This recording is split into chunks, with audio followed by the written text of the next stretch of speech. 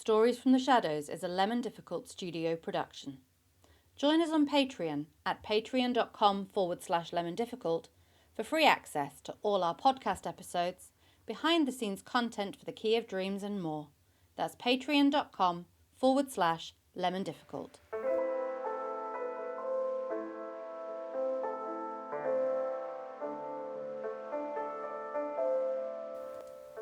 Welcome to Stories from the Shadows, a collection of weird tales of the mysterious and macabre, an offering from the team at Lemon Difficult Studio, featuring the cast of our live immersive show The Key of Dreams Shadows Lengthen, and special guests. These stories are dark tales of misery and woe. Listener discretion is advised. Today, Emily continues their telling of M.R. James's "O Whistle and I'll Come to You, My Lad." If you'd like more of Emily in your life, and who wouldn't, you can find them at emilycarding.com, and you can see their work as part of the Voidspace Participatory Network Day at the Colab Tower in London on October 20th. We rejoin the story with Parkins after he's made the decision to blow the ancient whistle, and I'm sure all will be fine. We cross now to the village near Treowen to rejoin the broadcast of Borderline Radio. Borderline Radio presents Stories from the Shadows, pleasing terrors for the discerning listener.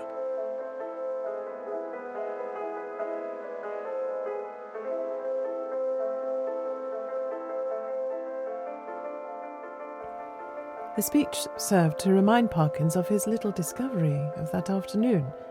It was with some considerable curiosity that he turned it over by the light of his candles. It was of bronze, he now saw, and was shaped very much after the manner of the modern dog whistle.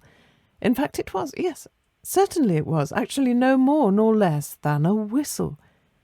He put it to his lips, but it was quite full of a fine caked-up sand or earth which would not yield to knocking, but must be loosened with a knife. Tidy as ever in his habits, Parkins cleared out the earth onto a piece of paper and took the latter to the window to empty it out.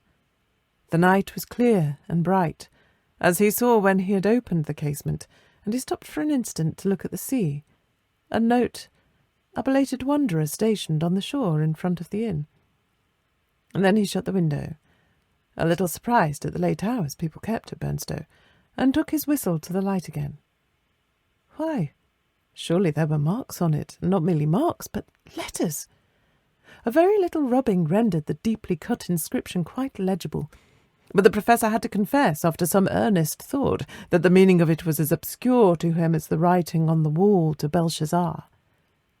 There were legends, both on the front and on the back of the whistle. The one read thus: Fla, fur, bis, fle. The other, quis es iste qui venet. I ought to be able to make it out, he thought. But I suppose I am a little rusty in my Latin. When I come to think of it, I don't believe I even know the word for a whistle. The long one does seem simple enough. It ought to mean, who is this who is coming?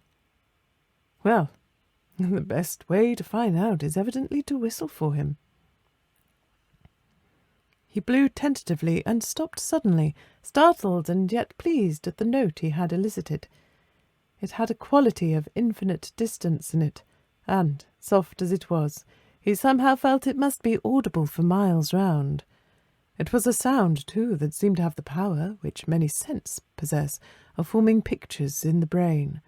He saw quite clearly for a moment a vision of a wide, dark expanse at night, with a fresh wind blowing, and in the midst a lonely figure. How employed he could not tell. Perhaps he would have seen more, had not the picture been broken by the sudden surge of a gust of wind against his casement, so sudden that it made him look up, just in time to see the white glint of a sea-bird's wing somewhere outside the dark panes. The sound of the whistle had so fascinated him that he could not help trying it once more, this time more boldly. The note was little, if at all, louder than before, and repetition broke the illusion. No picture followed, as he had half hoped it might. But what is this? Goodness, what force the wind can get up in a few minutes! What a tremendous gust! There! I knew that window fastening was no use. I thought so. Both candles out. It's enough to tear the room to pieces. The first thing was to get the window shut.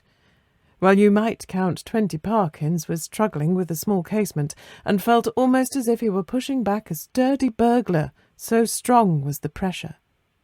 It slackened all at once, and the window banged to and latched itself.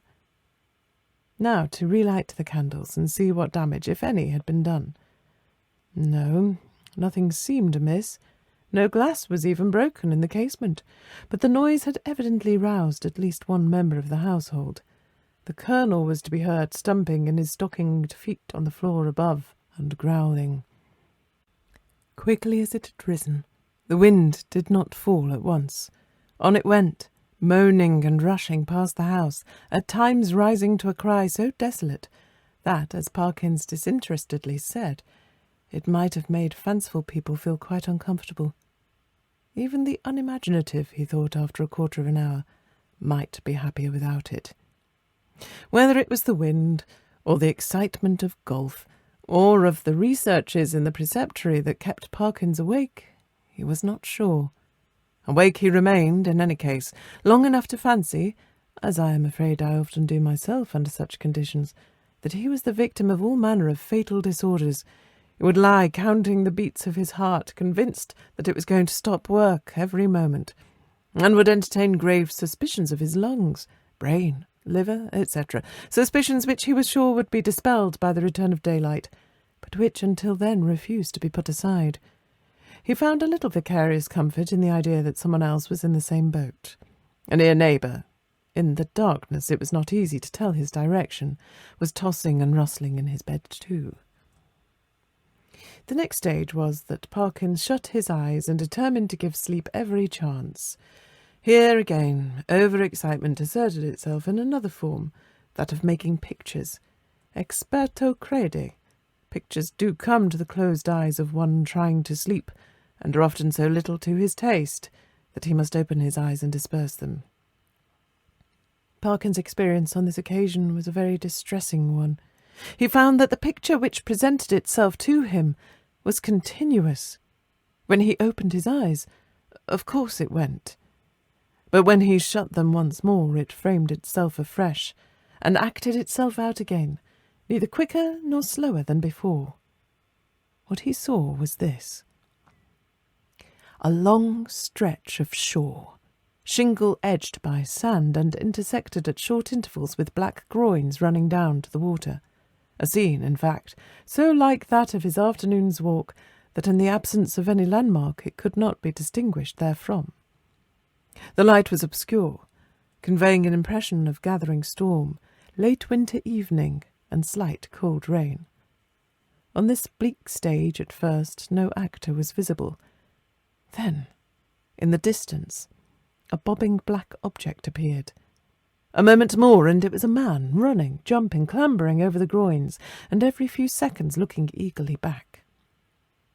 The nearer he came, the more obvious it was that he was not only anxious, but even terribly frightened, though his face was not to be distinguished.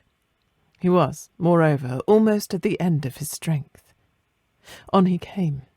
Each successive obstacle seemed to cause him more difficulty than the last. Will he get over this next one? Thought Parkins. It seems a little higher than the others. Yes, half climbing, half throwing himself, he did get over, and fell all in a heap on the other side, the side nearest to the spectator. There, as if really unable to get up again, he remained crouching under the groin, looking up in an attitude of painful anxiety.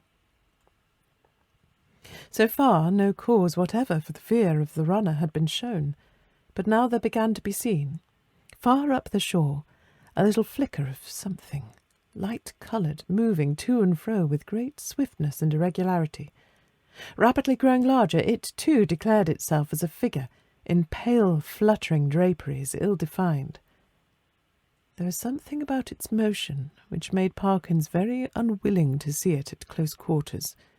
It would stop, raise arms, bow itself toward the sand, then run, stooping across the beach to the water edge and back again, and then rising upright once more continue its course forward at a speed that was startling and terrifying. The moment came when the pursuer was hovering about from left to right, only a few yards beyond the groin, where the runner lay in hiding.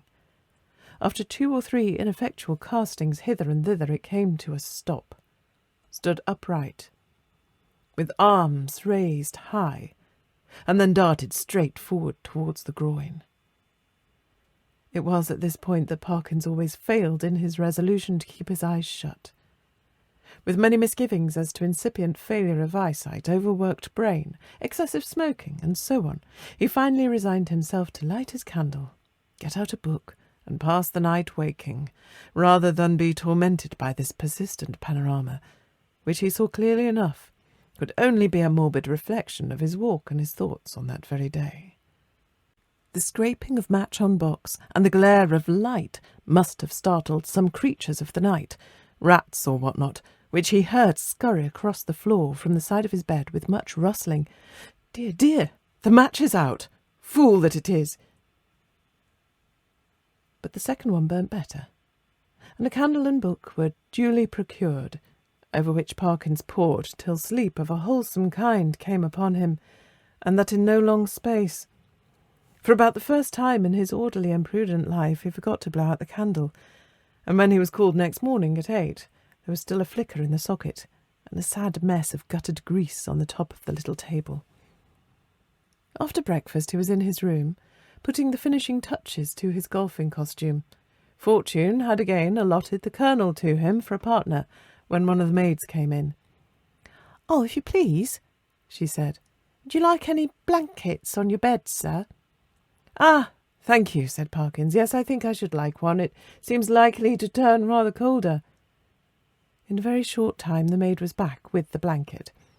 "Which bed should I put it on, sir?" she asked.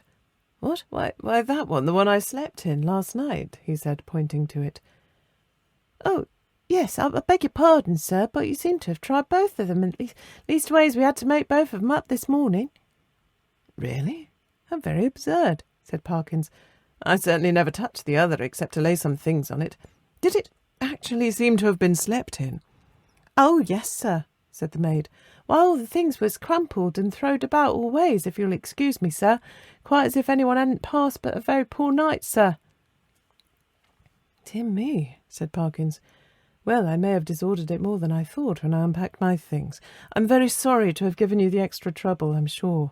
I expect a friend of mine soon, by the way, a gentleman from Cambridge, to come and occupy it for a night or two. That will be all right, I suppose, won't it?" "Oh, yes, sir, to be sure, sir. Thank you, sir. It's no trouble, I'm sure," said the maid, and departed to giggle with her colleagues. Parkins set forth with a stern determination to improve his game.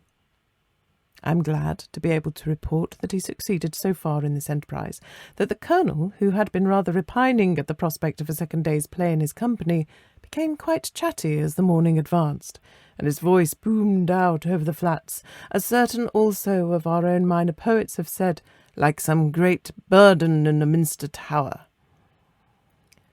"Extraordinary wind that we had last night," he said. "In my old home we should have said someone had been whistling for it." "Should you indeed?" said Parkins. "Is there a superstition of that kind still current in your part of the country?" "Oh, I don't know about superstition," said the Colonel.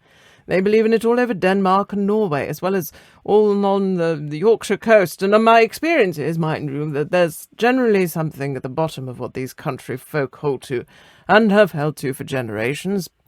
But it's your drive, or whatever it might have been. The golfing reader will have to imagine appropriate digressions at the proper intervals." When conversation was resumed, Parkins said, with a slight hesitancy, "Apropos of what you were saying just now, Colonel, I think I ought to tell you that my own views on such subjects are very strong. I am, in fact, a convinced disbeliever in what is called the supernatural." "What?" said the Colonel. "Do you mean to tell me you don't believe in second sight or ghosts or anything of that kind?" "In nothing whatever of that kind," returned Parkins firmly. "Well," said the Colonel, "but it appears to me at that rate, sir, that you must be a little better than a Sadducee." Parkins was on the point of answering that, in his opinion, the Sadducees were the most sensible persons he's ever read of in the Old Testament, but feeling some doubt as to whether much mention of them was to be found in that work, he preferred to laugh the accusation off. "Perhaps I am," he said, "but here, give me my clique, boy. Excuse me one moment, Colonel." A short interval. "Now, as to whistling for the wind, let me give you my theory about it. The laws which govern winds are really not at all perfectly known. To fisher folk and such, of course, not known at all. A man or woman of eccentric habits, perhaps, or a stranger, is seen repeatedly on the beach at some unusual hour and is heard whistling. Soon afterwards a violent wind rises. A man who could read the sky perfectly, or who possessed a barometer, could have foretold that it would.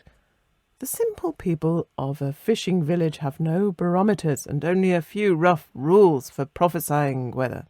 What more natural than that the eccentric personage I postulated should be regarded as having raised the wind, or that he or she should clutch eagerly at the reputation of being able to do so? Now take last night's wind. As it happens, I myself was whistling. I blew a whistle twice, and the wind seemed to come absolutely in answer to my call. If anyone had seen me—" The audience had been a little restive under this harangue, and Parkins had, I fear, fallen somewhat into the tone of a lecturer, but at the last sentence the Colonel stopped. "Whistling, were you?" he said. "And what sort of whistle did you use? Play this stroke first." Interval. "About that whistle you were asking, Colonel, it's a rather curious one. I have it in my... No, see, I've left it in my room. As a matter of fact, I found it yesterday."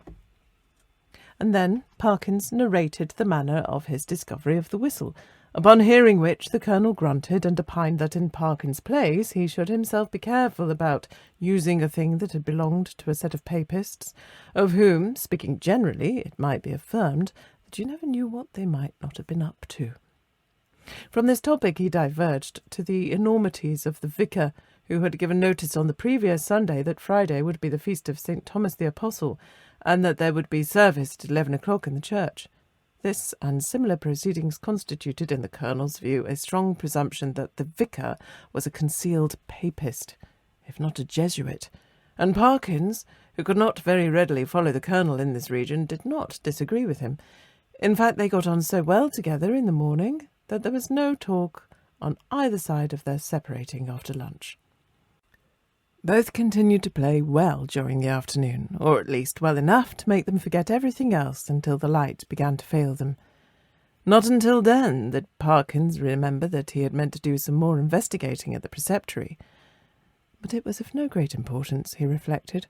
One day was as good as another. He might as well go home with the Colonel. As they turned the corner of the house, the Colonel was almost knocked down by a boy who rushed into him at the very top of his speed, and then, instead of running away, remained hanging on to him and panting. The first words of the warrior were naturally those of reproof and objurgation, but he very quickly discerned that the boy was almost speechless with fright. Inquiries were useless at first. When the boy got his breath, he began to howl, and still clung to the Colonel's legs. He was at last detached, but continued to howl.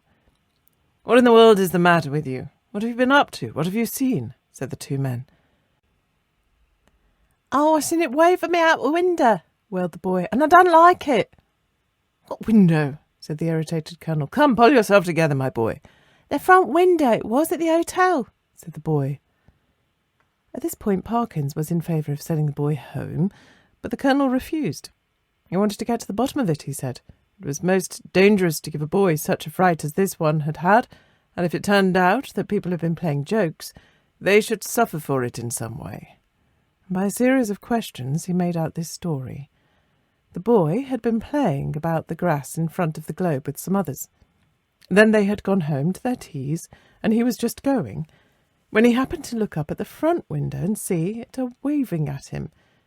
It seemed to be a figure of some sort, in white, as far as he knew, couldn't see its face, but it waved at him, and it warn't a right thing, not to say not a right person. Was there a light in the room? No, he didn't think to look if there was a light. Which was the window? Was it the top one or the second one? The second one. It was the big window, what got two little ones at the side. Very well, my boy, said the Colonel after a few more questions. You run away home now. I expect it was some person trying to give you a start. Another time, like a brave English boy, you just throw a stone. Well, no, not that exactly, but you go and speak to the waiter or to Mr. Simpson, the landlord, and yes, and say that I advised you to do so. The boy's face expressed some of the doubt he felt as to the likelihood of Mr. Simpson's lending a favourable ear to his complaint, but the Colonel did not appear to perceive this, and went on. And here's a sixpence. No, I see, it's a shilling. And you be off home, and don't think any more about it. The youth hurried off with agitated thanks, and the Colonel and Parkins went round to the front of the globe and reconnoitred. There was only one window answering to the description they had been hearing. Well, that's curious, said Parkins. It's evidently my window the lad was talking about. Will you come up for a moment, Colonel Wilson? We ought to be able to see if anyone has been taking liberties in my room. That was Stories from the Shadows, presented by Borderline Radio. Join us again tomorrow at the intersection of sanity and revelation.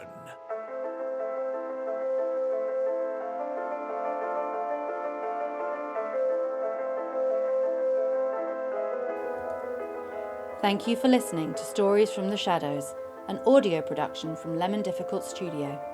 If you enjoyed today's story, be sure to follow us on socials and join our Patreon at patreon.com/lemondifficult for exclusive rewards. Members of our free tier have access to all episodes of Stories from the Shadows, as well as behind-the-scenes content and the latest updates on our live immersive show, The Key of Dreams: Shadows Lengthen. Until next time, dream by daylight.